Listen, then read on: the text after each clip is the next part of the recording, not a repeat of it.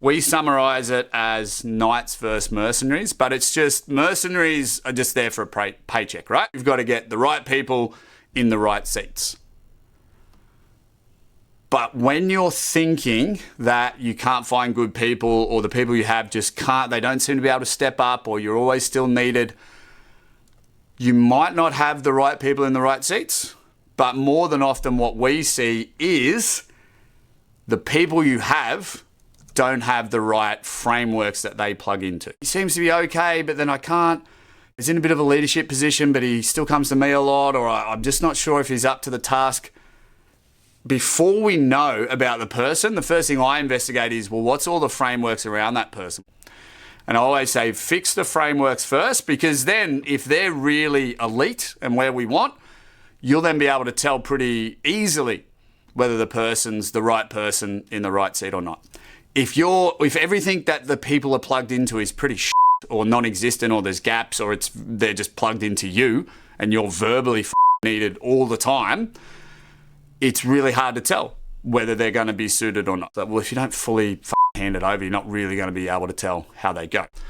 We summarize it as knights versus mercenaries, but it's just mercenaries are just there for a paycheck, right? And the reason I call them mercenaries is if they got offered a higher paycheck somewhere else, they'll just leave, right? They're just trading time for money. They get a better offer, cool, they'll go.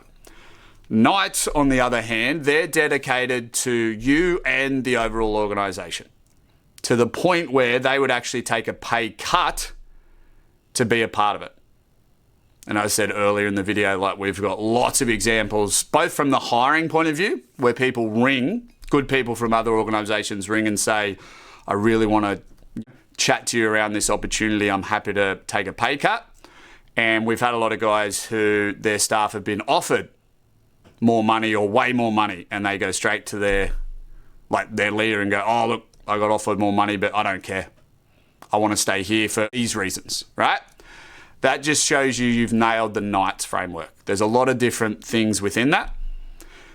It's how you're upgrading them, the skills you give them, the stuff, upgrading essentially what their journey is, both professionally, like at work, but then also outside of work, how you're helping them go along those goals, how you're upgrading them as a person, how you make the emotional attachments from that person to you as a leader, from that person to the organization. There's heaps involved in it, but there's just you've got to have knights, not mercenaries. We want a repeatable framework that works for everyone.